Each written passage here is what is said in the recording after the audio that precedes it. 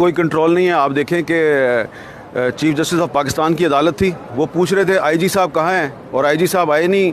और आईजी साहब के सबॉर्डिनेट्स जो हैं वो एक दूसरे से पूछ रहे थे आईजी साहब किधर हैं, आईजी साहब किधर हैं। आईजी साहब इसलिए नहीं आएगा, उनको पता था कि मुझसे चीफ जस्टिस साहब पूछेंगे कि जी सेफ सिटी के जो कैमरे हैं उनकी फुटेज से बताओ कि ये कौन लोग हैं। लेकिन वो जिस स्कूल के बाहर से इनको अगवा किया गया है, उस स्कूल के बाहर जो कैमरे लगे हुए थे उनकी फुटेज में वो लोग नज़र आ रहे हैं जिन्होंने वर्दियाँ पहनी हुई हैं। बज़ाहिर वो तासुर ये देने की कोशिश की कि वो पुलिस के लोग हैं, गाड़ी भी उन्होंने पुलिस की इस्तेमाल की।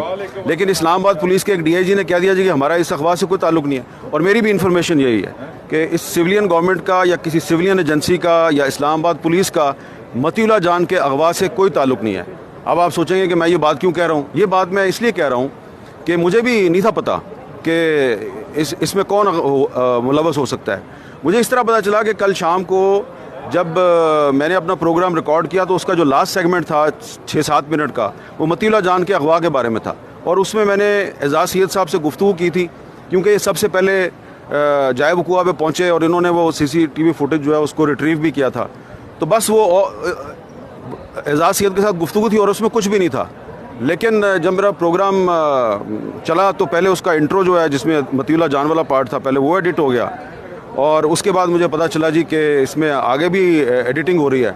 तो मैंने जब पता किया कि ये कौन एडिटिंग करवा रहा है, तो पता चला जी कि ये एक गैर सिविलियन इदारा जो है वो बराह रास्त फ़ोन करके तो कह रहा है जी कि इसको आप सेंसर करें। तो ज़ाहिर बात है फिर मुझे तो क्लियर हो गया कि इसमें कोई सिविलियन इदारा मुलव्वस नहीं है और वही लोग हैं जिन पर पहले भी इल्ज़ाम लगता है। तो अब उनको मतीउल्लाह जान से क्या मसला था ये तो मुझे नहीं पता। लेकिन ये है कि अगर वो कल जियो टीवी में मेरा प्रोग्राम सेंसर ना करवाते और बराह रास्त इन्वॉल्वमेंट ना करते तो कम अज़ कम मुझे पता ना चलता। लेकिन अब मुझे क्योंकि पता चल गया है तो इसलिए मैं ये बहुत वसूख के साथ कह सकता हूँ कि सिविलियन गवर्नमेंट या किसी सिविलियन एजेंसी या पुलिस का मतीउल्लाह जान के अगवा से कोई ताल्लुक़ नहीं है। और अब सवाल ये पैदा होता है कि जियो जैसे इदारे में वो सेंसरशिप कैसे करवा रहे हैं। तो वो इस तरह करवा रहे हैं कि उन्होंने मीर शकील रहमान को गिरफ़्तार करवाया हुआ है नैब के ज़रिए, तो उनको बारगेनिंग चिप के तौर पर इस्तेमाल करते हैं। बंदे को एडिटर इन चीफ को अब कैद में रखा हुआ है और फिर उसकी बुनियाद पे वो कभी कहते हैं ये चीज़ सेंसर कर दो, कभी कहते हैं वो चीज़ सेंसर कर दो। तो ये है कहानी पाकिस्तान के सो कॉल्ड फ्री मीडिया की। जब मेरे पे हमला हुआ था तो मुझे सुप्रीम कोर्ट का 3 मेंबर जो कमीशन था, 3 जज थे, उन्होंने बुलाया।